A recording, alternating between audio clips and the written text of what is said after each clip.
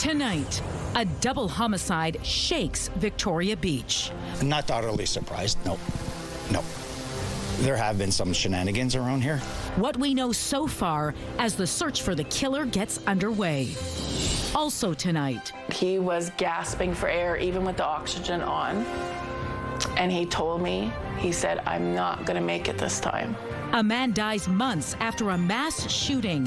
Why upgrading charges may not be as simple as his family would like. Plus, welcome home. I'm glad to hear he's coming home. Jonathan Toews prepares for his NHL comeback, this time in a Jets jersey.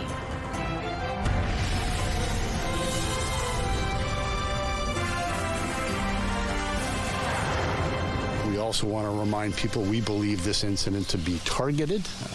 We're trying to put those facts together as to what the reason for it is, but we don't believe this to be random. A sleepy cottage community shaken by the targeted killings of two people, and tonight the killer is still on the loose. Good evening. Thanks for joining us. A manhunt is underway tonight as Mounties investigate a double homicide in cottage country. Two people were found shot to death in Victoria Beach on Hampton Road, and RCMP are still searching for the suspect. With the latest on this story, CTV's Jeff Keel joins us now live in studio. Jeff, who are Mounties looking for? They say a suspect left the scene in a white truck going down Highway 59 before officers arrived. Yellow tape blocks off this driveway in cottage country as Mounties investigate a double homicide and search for a suspect who took off from the scene. We believe the homicide is the result of the use of a firearm. Around 2 a.m. Friday, RCMP received a call about a shooting on Hampton Road in Victoria Beach. When officers arrived, they found two bodies, a 29-year-old man from Winnipeg and a 41-year-old woman from Victoria Beach. Mounties say they were killed in or near a secondary cottage on the property. Our forensic identification section is going to have to go through this area extensively. It is quite a large area to cover, so there's going to be a substantial amount of work. Police believe a suspect fled the area driving a white truck south on Highway 59. Mounties say the victims were known to police. The killings were targeted and there is little risk to the public at this time, so they're asking people not to panic. Is there a killer on the loose? Yes, we're searching for a suspect right now, but like I say, this isn't random. We're quite certain of that. Alain Landry lives just down the road from the crime scene. Somebody texted me, asked me if I was okay. And they were telling me that's close by my place, and pretty alarmed. The two killings have shaken some people here, but Landry says it's not a shock to him. Not utterly surprised, no. There have been some shenanigans around here, and I've seen it over the last 2 years or so. I guess local law enforcements are doing whatever they can to clean it up. RCMP can't yet say the make, model, or year of the vehicle. They are hoping tips will help, and a motive is not clear yet either. Jeff, what are Mounties saying about traveling to Victoria Beach this weekend? They're reassuring people it's safe to go there and other cottage destinations. They continually stress this was not random. All right, thanks for this, Jeff. A troubling update tonight on a story we've been bringing you throughout the week. Brandon's police chief says investigators believe the sword attack at a local high school was racially motivated. This type of act of hatred is completely intolerable in our community, and I think it shocks the sensibilities of all Brandonites that something like this has happened. Chief Tyler Bates says investigators have uncovered a significant amount of evidence allegedly indicating political and racial ideologies were motivating factors. He says the alleged targets were chosen because they are people of color or immigrants. As we previously reported, Chinosu Inuke, a grade 10 student at Neelan High School who is black, was stabbed and slashed multiple times in a hallway last week. Chief Bates says it's possible more charges could be laid as a result of the new evidence. This type of act of hatred is completely intolerable in our community, and I think it shocks the sensibilities of all Brandonites that something like this has happened. The chief adds it may take several months to go through all of the digital evidence. A 16-year-old fellow student was arrested and is facing several charges, including attempted murder. The accused lawyer told CTV News earlier this week his client has been ordered to undergo a mental health assessment. Thousands more wildfire evacuees will start making the trek home in the coming days. On social media, the town of Lynn Lake says residents could begin returning as of 8 a.m. today. However, the community remains under an evacuation alert, meaning people there will need to be prepared to leave again. Evacuees from Marcel Colombe First Nation are also allowed to return home. And the mandatory evacuation order for Flin Flon is expected to end at 9 a.m. Wednesday, providing the situation there does not worsen. People operating certain businesses such as hardware stores, restaurants, and automotive services will be allowed back in Saturday to prepare for the re-entry. It was a case that made headlines across the country. In 2023, 5 people were shot in a Winnipeg home. 4 would die shortly after the incident, but a 5th, Sean Marco, would survive until earlier this month. Now the family of that victim is speaking out. CTV's John Hendrick spoke with Sean's family this afternoon and joins us now live. John, what is the family hoping for? Mary Lee, right now, the accused in this case is charged with attempted murder for Sean Marco's shooting. They want those charges upgraded, but that decision is complicated. Sean Marco was the kind of person who loved being around other people, and people loved having him around. He loved just hanging around with his friends. Like, they didn't have to be doing anything, just to hang around. So it's no surprise he was celebrating his birthday on November 26, 2023 with 4 friends. But no one could have predicted how the night would end at this house on Langside Street. The accused just came out and started shooting. They didn't even know he was there. A male suspect shot all 5 people in the home, including Sean. 2 people, a man and a woman, were pronounced dead at the scene. 2 others would later die in hospital. Jamie Felix has been charged with 4 counts of second-degree murder and 1 count of attempted murder in Sean's case. He told us everything that happened. He was the last one to be shot. All the other ones were shot first.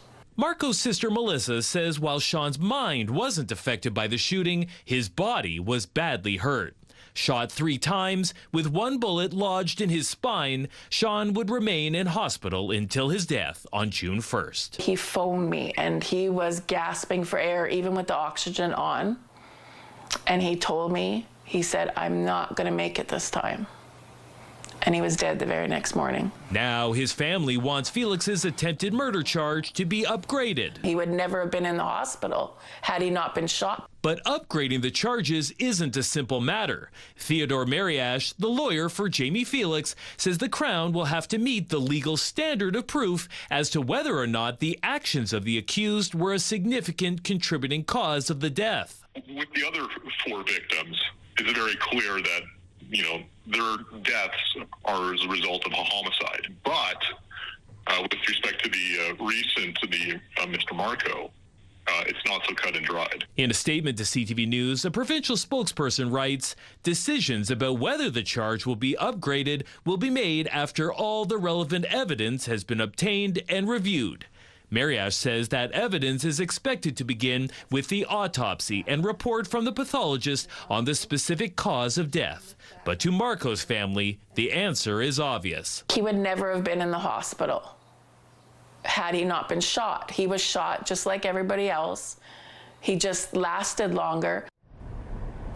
Now, the family tells me that they're meeting with the Crown in July. They hope to get more clarity then on whether the charges will be upgraded or not. For now, none of the charges have been tested in court. Do we know when the trial of Jamie Felix will get underway? I'm told that jury selection will be taking place in January of 2026, and the trial is set to begin in February. All right. Thanks for this, John. 3-time Stanley Cup champion Jonathan Toews is returning to the NHL, and he's signing with his hometown Winnipeg Jets. The kid from St. Vital, and you've led the Hawks to a 3rd Stanley Cup. Does it get any better? No, it really doesn't. The Jets announced they've agreed to a 1-year contract with Toews, which cannot be made official until July 1st. The value wasn't revealed, but in a statement by the Jets, Toews says he's grateful to be making his return to the NHL with the Jets, and goes on to say, the Jets have been on the rise over the last few seasons, and I'm eager to join the group and help however I can. Hockey fans in Toews' home community of St. Vital are also eager to welcome him back. I think it's good for the team. It's going to probably take him a while to get back into top form. He's Saint Vital guy, and he's been very generous to the community, and I'm glad to hear he's coming home. So welcome home, John. It'll be nice to see him. The longtime Chicago Blackhawks captain helped lead the franchise to Stanley Cup championships in 2010, 2013, and 2015, and he claimed Olympic gold with Canada in 2010 and 2014. The 37-year-old Toews has not played in the NHL since 2023, though, due to health concerns related to long COVID and chronic immune response syndrome. All right, let's bring in Colleen Brady now and get a first look at your Skywatch evening forecast. The weekend is here. What are you tracking for us? Well, interestingly enough, today is the day with the most amount of daylight. Sun officially sets at 9:41 p.m. and then 1 minute later this happens. The summer solstice. Summer begins at 9:42 p.m. So as for the first full weekend of the summer, it will be very warm to start. We will see some showers as well, but as we've seen over the last few nights, there's just enough instability in southern Manitoba that we could well see thunderstorms. We haven't really seen them come to fruition here in Winnipeg. Other parts of the province has. As you know, last night there was a tornado watch in effect. I'll have a follow-up to that coming up, as well as your full weekend forecast and a look into next week. Let's take a look right now through the Bathfitter Live Eye. Bathfitter, your bath and shower experts for more than 40 years in Winnipeg right now. 28 degrees, it feels like 33. Winds still gusting out of the south-southeast. The pressure's rising, and the humidity right now, merrily, is 50%. Thanks, Colleen. Mounties are asking for help tracking down 2 suspects following a frightening home invasion. It happened around 1 a.m. Thursday at a property in the RM of Glenella, Lansdowne. That's just northeast of Neepawa. RCMP have released these photos of the suspect vehicle, described as a GMC pickup truck with a white hood and roof and darker colored sides. The force says the pair forced their way into a home before being confronted by the armed homeowner. They then fled, but fired a gun at the house while doing so. No one was injured. It's believed they drove eastbound on Provincial Road 261 afterwards. Anyone with information is asked to contact Neepawa RCMP or Crime Stoppers. Police hope you can help them identify a suspect wanted for a serious assault that happened in April. Today, they released these images. Police say this person is a suspect in an assault on Navy Way on April 19th. The victim, a 34-year-old man, fell and hit his head on the pavement during the assault, knocking him out. He's still recovering from serious head injuries. The Major Crimes Unit is looking for a tall, white male between 25 and 30 years old with a shaggy brown haircut and short brown beard. At the time of the incident, he was wearing a blue Jets jersey with Bufflin and number 33 on the back. If you know who this is or can help police find him, call Major Crimes or Crime Stoppers. Families in St. James will have to travel a little farther for swimming lessons and other activities over the next year. The St. James Civic Center is closed as it undergoes a $17 million expansion. The expansion includes a new multi-purpose room, new kitchen, and an improved viewing area for the swimming pool. There will also be improvements to the parking lot and main entrance. All 3 levels of government are chipping in to cover the cost of the project. The center is expected to remain closed until the fall of 2026. You can learn more about the project and find alternate swimming and recreation opportunities on the city's website. Fire crews were kept busy this morning in North Point Douglas. Just before 5 a.m., firefighters were called to a blaze in the 100 block of Euclid Avenue near Granville Street. When they arrived, the building was full of heavy flames and thick smoke and required an aerial ladder to attack the fire. Firefighters evacuated 2 neighboring homes as a precaution. There were no injuries, and investigators are now looking for a cause. And it wasn't the only fire this morning. A house on Winona Street in Transcona also went up in flames at around 3:30 a.m. Fire crews put it out in about a half an hour. Again, no injuries were reported. That fire also under investigation.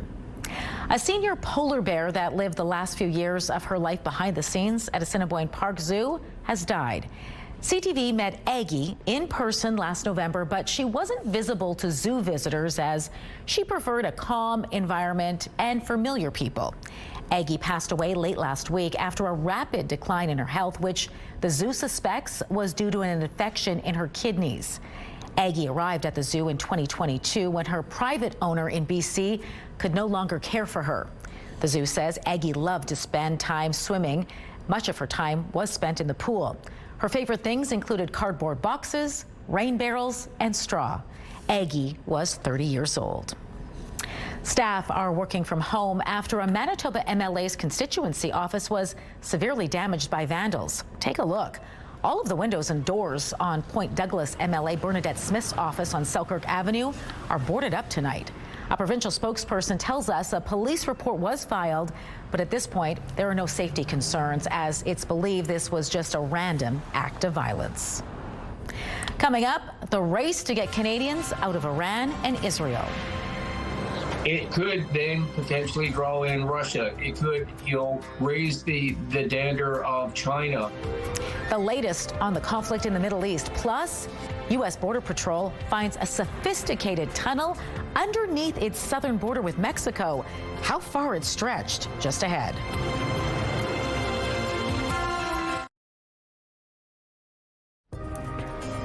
Taking a look at the markets tonight, crude oil added 34 cents. The loonie closed fairly flat. Gold futures lost $22.40. The TSX made a slight adjustment. The Dow Jones gained 35 points while the Nasdaq dropped 98. Canada Post has reached a deal with its second largest union. After 18 months of negotiations, the national mail carrier has signed a new collective agreement with the Canadian Postmasters and Assistants Association. This union represents more than 8,500 employees, which mainly manage post offices in rural Canada. Canada Post's largest union is still without a contract. The job minister has ordered a vote on the latest offers for those workers. A date for that vote has not yet been set. Meantime, federal legislation banning replacement workers during legal strikes or lockouts went into effect today. That means courier giant DHL has stopped parcel deliveries. 2,000 unionized employees are on the picket lines there, with two sides at an impasse. DHL Express Canada has shut down operations all across the country. That is expected to add to the turmoil in the parcel industry amid the ongoing Canada Post labor dispute. A teenage boy is recovering from serious injuries sustained in a robbery and machete attack, and now police are looking for suspects. It happened a week ago near Portage Avenue and St. James Street. Police say a group of youths robbed a boy and one person attacked him with a machete. Emergency responders took the boy to hospital in unstable condition. Police say he sustained serious, life-altering injuries. The Major Crimes Unit is now looking for the people involved. If you saw the attack or know anything that can help police, you're asked to call Major Crimes or Crime Stoppers. Turning now to the conflict between Israel and Iran. There were tense talks today between European and Iranian officials as Donald Trump says he could make a decision anytime in the next 2 weeks over U.S. military action in Iran. CTV's Heather Wright on the talks and attacks from both sides. Sirens sound over Jerusalem as Iran and Israel trade fresh attacks for the 8th consecutive day as diplomatic efforts to contain the conflict took place in Geneva. Mr. Minister, how are you, sir? Iran's foreign minister met with top diplomats from Britain, France, and Germany today, a meeting that ended with no signs of a breakthrough. Asked about it, U.S. President Donald Trump said it will be the Americans, not the Europeans, that solve this conflict, though he seemed to reject Iran's demand for Israel to halt its airstrikes in order for talks to resume. I think it's very hard to make that request right now. If somebody's winning, it's a little bit harder to do than if somebody's losing. Trump says he will decide within the next 2 weeks whether the United States will join this conflict and provide Israel with the bunker-busting bomb it needs to hit Iran's nuclear site Fordo, which is buried deep in a mountain. If they launch that bunker buster, now we got United States, in a war with Israel, fighting against a power that called Iran that wants to have a nuclear capability. It could then potentially draw in Russia. It could, raise the dander of China. So, this would change the political calculus tremendously, and I don't think anybody wants that to happen. Global Affairs Canada says it's organizing flights in neighboring countries, urging Canadians in Israel and Iran to head to Jordan, Turkey, and Armenia. Hi, Hossein. Hossein Hodabash is among the many trying to leave Iran. He's not Canadian, but has lived in Toronto since 2019 and has a valid work permit. He was in Iran to visit his sick mum, but when he tried to leave, he discovered his temporary resident visa is expired, and he can't get back into Canada until a new one arrives. When the war happened, it was like just a nightmare. I don't know about the future. I have no idea what's going to happen. Airspace above both Israel and Iran is closed, and while Canada has an embassy in Israel, it has had no diplomatic ties with Iran since 2012, further complicating efforts to get Canadians out of the country. Heather Wright, CTV News, Toronto. In Ottawa, the House of Commons has now passed legislation the Carney government says will help tackle internal trade barriers as Canada deals with those U.S. tariffs. The so-called One Canadian Economy Act also gives the government sweeping new powers to approve major projects it deems of national interest. And that has sparked concern among Indigenous groups who say they haven't been consulted. Some say more time is needed, while others want the legislation scrapped altogether. The bill passed with the support of the Conservatives. The Prime Minister wanted to fast-track it through the House of Commons before the end of today, as this was the last day of Parliament before summer break. The legislation must be approved by the Senate to become law. A date has been set for the Conservative Party's National Convention. The three-day event is scheduled to begin January 29th in Calgary. The convention will include a secret ballot vote by members of Pierre Poilievre's leadership. Such reviews happen automatically when the party loses an election. Poilievre will need to secure the support of more than half of voters to stay on. He will likely be back in Parliament by January following a by-election this summer in Alberta. In Mexico, they are assessing the damage after Hurricane Eric made landfall. At least one death, a one-year-old boy, has been confirmed. Eric touched down in southern Mexico yesterday as a Category 3 hurricane, uprooting trees and damaging homes. About 123,000 households lost power. Eric is now a tropical storm with potential for dangerous torrential rain. A new study shows restrictions and all-out bans on plastic bags is making a difference. Researchers looked at 180 areas that have bans or fees on plastic bags. Then they analyzed data from more than 45,000 shoreline cleanups. They found areas with restrictions on bags saw a 25 to 47% decrease in plastic bag litter. The study is published in the journal Science. American Border Patrol has uncovered a sophisticated secret tunnel connecting Mexico to the U.S. Check this out. The 900-meter tunnel stretched all the way from Tijuana to San Diego. Officials say it had a track to transport contraband and was equipped with electrical wiring, lighting, and a ventilation system. It started at a residence in Mexico, and authorities believe it was intended to have an exit point near a warehouse in California. Archaeologists in the UK have pieced together fragments of shattered wall plaster to reveal huge frescoes which once adorned a luxury villa in Roman London. The frescoes covered about 20 internal walls of the building. They remain buried in pieces for 1,800 years. The wall fragments were unearthed during excavations by experts from the Museum of London Archaeology. The museum described the reassembly process as the world's most difficult jigsaw puzzle. Just ahead, inclement weather from Saskatchewan to Quebec possibly spawn tornadoes. We are going to take a look at some of the damage when we return. And showers expected in Winnipeg on Sunday, a high of 21 degrees. Monday, cool and cloudy, just 18 degrees. Then we gradually start to warm up throughout the week, increasing clouds into Tuesday afternoon, a high of 20 degrees up to 25 on Wednesday, a mix of sun and cloud. Ditto with the sky conditions Thursday, mix of sun and cloud with a warm high of 27 degrees. Tonight on CTV National News, W5 investigates. Stolen cars disguised for sale. Tens of thousands of dollars per truck. Per truck. Calls to crack down on loopholes you could drive a truck through. If you don't have someone going out to look, I mean, the criminals have essentially carte blanche. W5 investigates tonight on CTV National News and ctvnews.ca. Police have a 38-year-old man in custody after a violent crime spree in St. Boniface. It all happened on the evening of Saturday, June 14th.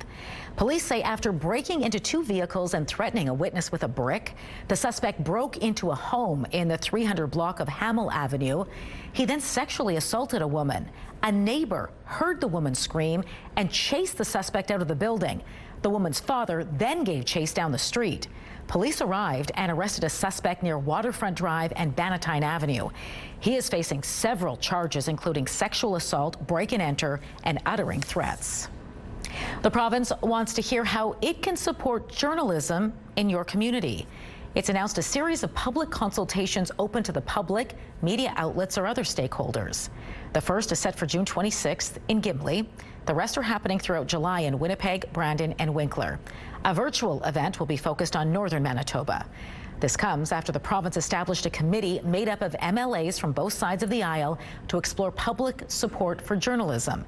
You can find out more at engagemb.ca. Residents in eastern Quebec are picking up the pieces tonight after violent storms and a possible tornado rolled through the region. The severe storm swept through Danville last night, leaving tens of thousands without power. This is viewer video that was submitted from a resident in that community, which is located about 2 hours east of Montreal. Powerful winds damaged several homes, tearing off roofs and downing hydro poles. Environment Canada says the storm produced winds of 100 kilometers per hour and hailstones as big as golf balls. There are around 12,000 people without power tonight. And severe storms also caused significant damage in Saskatchewan. Video shows several possible tornadoes hitting the province yesterday. Environment and Climate Change Canada is investigating. There are no reports of any injuries, but some homes, as you can see, were damaged.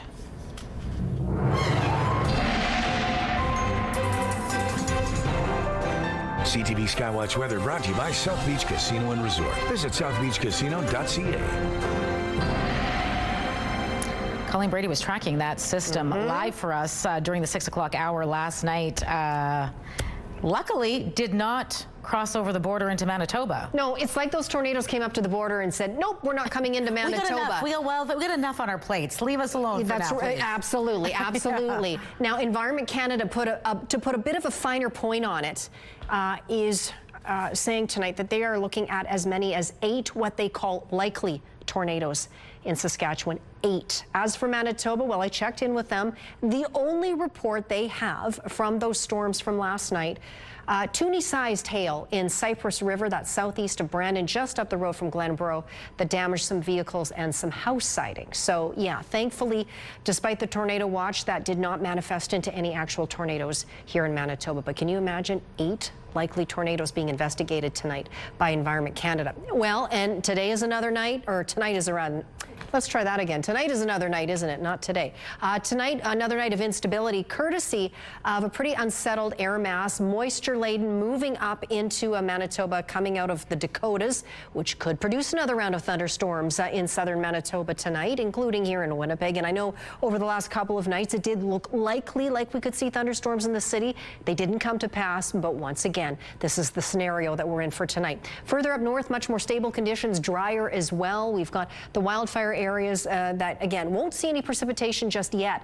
But the good news is around Flin Flon, it does look like the next round of rain moves in Sunday night, and that precipitation will continue either as rain or more intermittent showers right through into Tuesday. So that's some good news there. And it doesn't look at this point like there's any thunderstorm development expected at this point. So hopefully that will remain the case. As for Manitoba tonight, back down in the south, even later tonight overnight, we could see some of those showers or a thunderstorm move through the south, more concentrated here in the southeast, but we can't rule them out really anywhere in southern Manitoba. But the expectation, as you can see, the heavier rain and the more severe threat of more riskier tornadoes, or not tornadoes, pardon me, thunderstorms. Hopefully they won't spawn tornadoes, but thunderstorms will stay on the other side of the international border. We get into the day ahead tomorrow. It'll be a nice start to summer here in the southeast. Now, you could see rain showers in the southwest, although the Futurecast wants to keep them out of Manitoba tomorrow. But as we get into Sunday, the next round of showers starts to push through, and you can see it's much more significant,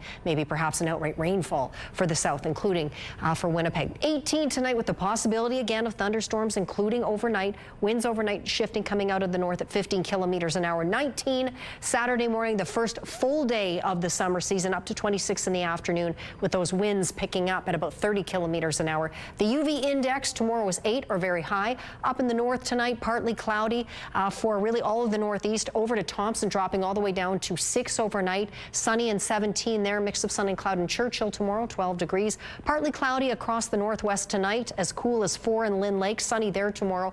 Flin Flon, OCN and the Paw, mix of sun and cloud in the southwest tonight. Varying amounts of cloud. Brandon down to 16, 14 for Dauphin, and then a good chance of showers picking up tomorrow. Highs between 18 and 20. Winnipeg in the southeast tonight, again, there is the possibility of showers or thunderstorms. 18 overnight here in the city, mix of sun and cloud, and 26 here. Temperature's not quite as warm outside the city, but not too far off. Best chance of showers or thunderstorms tonight in northwestern Ontario is in Dryden, and then tomorrow more of the same, spreading out really more so around the region. Our first weather photo takes us out to near the Gimli area.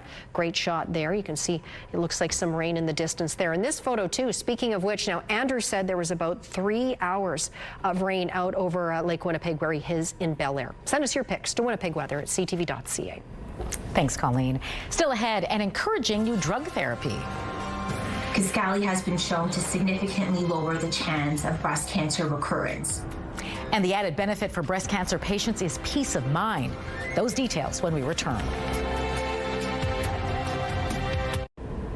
A new report from Canada's Competition Bureau is calling for major reforms to bring airfares down and open the doors to new competitors.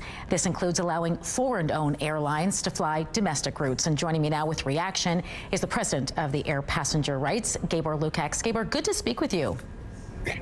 Good to be with you. First, I just want to get your reaction to this report overall. Are you in support? We support many of the findings, especially about foreign ownership and curtailing the minister's power to unilaterally override anti-competitive agreement prohibitions. There are some concerns being raised about foreign carriers neglecting smaller regional routes. Is this a concern you share, and how do you think that can be addressed and, still opening the market and making it more competitive? Those concerns are typically raised by the existing beneficiaries of Canada's protectionism, WestJet and Air Canada. The status quo has been that in exchange for this protectionism, the airlines were informally expected to serve some remote communities. That's not the way to run a modern capitalist country. If there are some remote communities that need air service, that is something that we as a society believe in it, then we have to pay the price for it, perhaps subsidize those routes if needed. That was one of the findings actually in the report, that this type of gentleman's agreement has to be abolished, and it has to be displaced by clear, transparent financial agreements where taxpayers know what they are paying for, how much they are paying for, and there is a clear service that has to be delivered against it. When you take a look at the report and its recommendations, I'm curious how you see these changes resulting in stronger protections for consumers. First of all, having more competition is vital to lower airfares. The reason that airfares are so high is because WestJet and Air Canada are enjoying a quasi-duopoly across Canada in some of the lucrative routes. If we had more competition, they would have to lower fares. That's what the report actually found, that each additional airline statistically, on average, lowers the airfare by 9%. In terms of consumer protection, the concerns that we have had is that currently the Minister of Transport or the government can approve some acquisitions or some agreements that lessen competition, even if the Competition Bureau believes that it should not be approved. By changing the law, which is what is being proposed, the Minister and the Competition Bureau would have to concur before such agreements could be approved. This report also highlights the fact that, Canada allows for a user pay model for aviation, something that we all know accounts for high ticket prices. What would you like to see on this front? Do you think the report addresses it? In my view, there is lots of populism happening around this user pay model, and unfortunately, some airline CEOs have engaged recently in a kind of irresponsible promises and pie in the sky type of publicity stunt. The reality is that there is no free lunch. Either the users pay for it directly when they buy the tickets, or taxpayers pay for the same service from public purse. If someone wants to change the user pay regime in Canada, they first and foremost have to tell lawmakers and the public where that money is going to come from, which area of important issues we are going to take away money to subsidize, to fund air travel. When you look at the US, which is something that often some airline executives like to raise as an example where they don't follow this model, just look at what is the state of the airports and the state of air traffic control in the US. It's terrible. So at the end of the day, somebody has to pay for these. And the ultimate question is there an actual calculable economic benefit in terms of tax revenues for these subsidies for investing money and perhaps not requiring the airlines and passengers pay for the full expense of operating air travel system? That calculation has not been done. We have heard a lot of cheap business talk about it's obvious that ... but that is not how you actually engage in economic planning. What I would agree with is only that the manner in which airports are being funded and governed should be studied further. That is a responsible political and economic approach, but it requires data, it requires facts before one can actually conclude what is the right path forward. Well, Gabriel, we thank you for sharing your thoughts on all of this tonight. It was great speaking with you. Thank you very much for having me.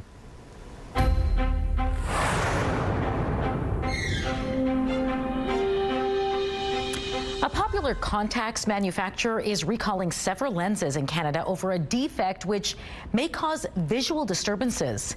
It affects specific types and lots of AccuView contacts, which you can see on your screen.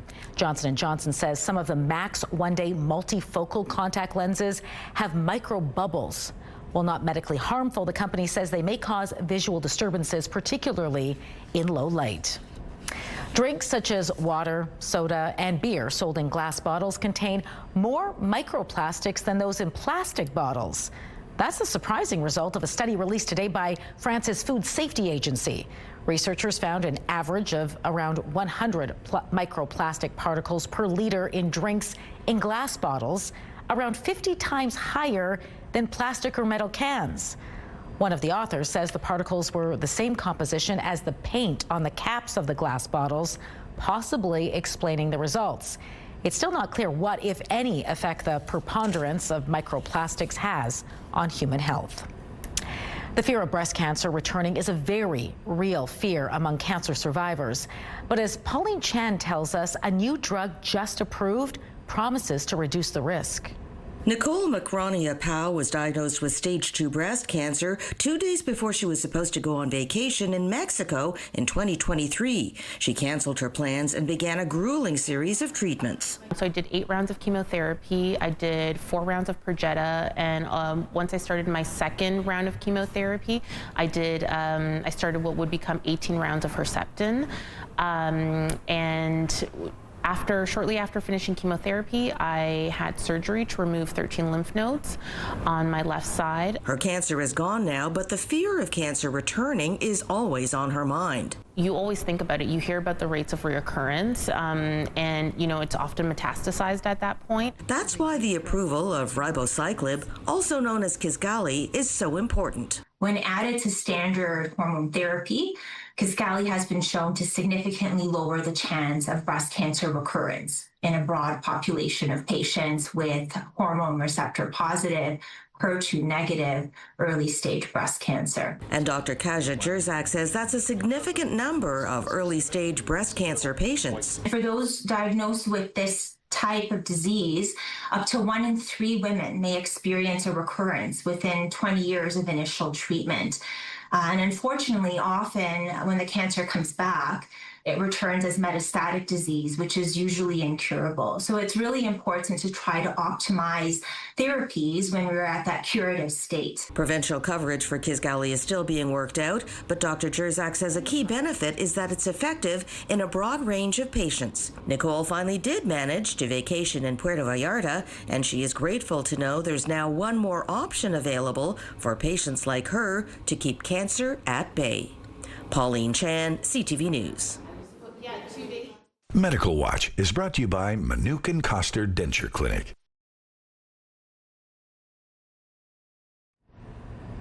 National Indigenous Peoples Day doesn't officially start until tomorrow, but some celebrations are already underway. It's a part of reconciliation too, and just being proud of our heritage and where we come from. Where you can get in on the festivities, plus we've got your complete weekend event schedule. That's all ahead in Spotlight.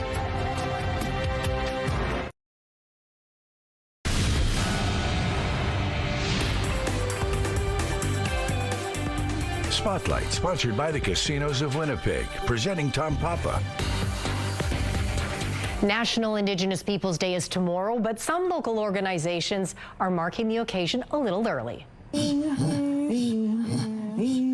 Throat singers were among the performers today at the Hey Cousin event at Broadway Neighborhood Center. It's the 4th year for the free community breakfast and celebration. The event is a partnership between 13 local groups and includes free Bannock breakfast sandwiches, live Indigenous music, and performances honoring First Nations, Métis, and Inuit peoples.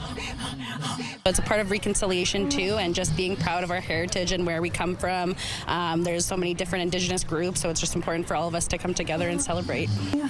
Indigenous Peoples Day events also took place today at the University of Manitoba with a sacred fire and pipe ceremony, lunchtime feast, and Indigenous vendors market. More Indigenous Peoples Day events take place tomorrow at the Forks, kicking off 11 days of programming under the theme Many Nations, One Heartbeat. The annual Métis picnic also takes place at Fort Gibraltar. Other events include the 57th Manitoba Highland Gathering. It's on in East Selkirk. Boys of Ain and Reston host their annual fairs. Balder celebrates Solstice Days. Darlingford has the Pembina Valley Rendezvous. Summerfest is on in Tyndall. Wag Haumayork will rock with the live mixtape rooftop concert. Alleyways in the Exchange has its first of 3 Friday events tonight. West St. Paul hosts its first ever Big Bike Bash. And you can find a full list of events this weekend on our website, ctvnewswinnipeg.ca. Well, 50 years ago today, the world was introduced to an iconic shark, leaving people wondering whether it was safe to get in the water.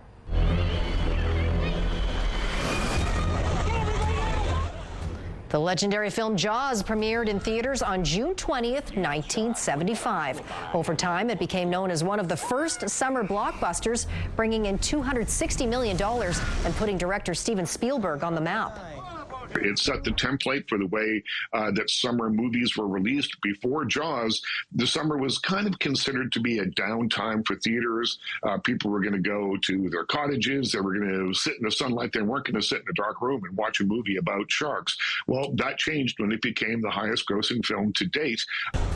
It went on to spawn several sequels and has also been blamed for creating shark phobia, making some people terrified of swimming in the ocean. Start your weekend right with Celebrity Jeopardy at 7, then things get intense with Fear Thy Neighbor. Cap it all off with E-Talk at 10:30, only on CTV. Today is World Refugee Day, how it was celebrated here in Winnipeg, and why it holds special significance in Manitoba. Still ahead.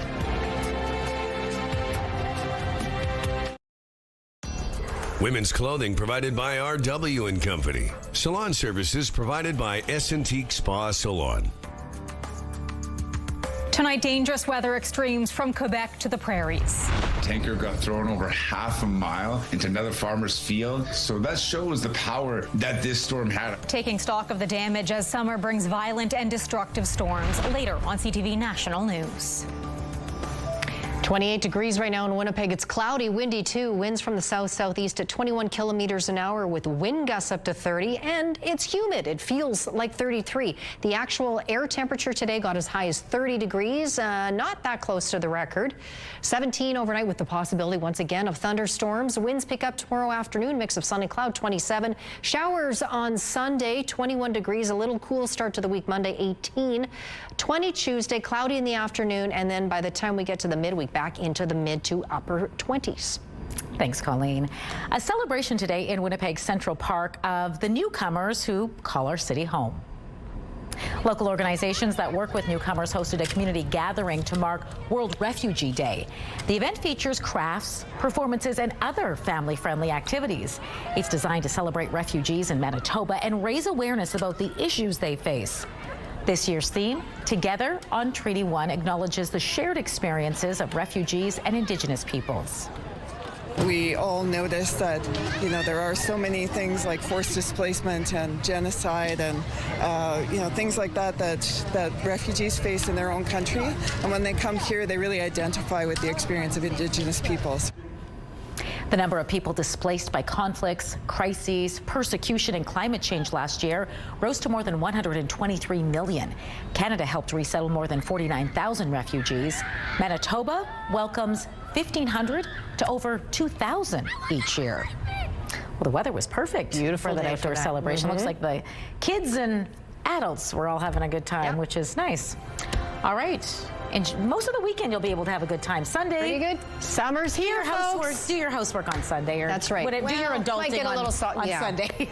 That's right. That's right. Otherwise, enjoy. We'll see you back here Monday.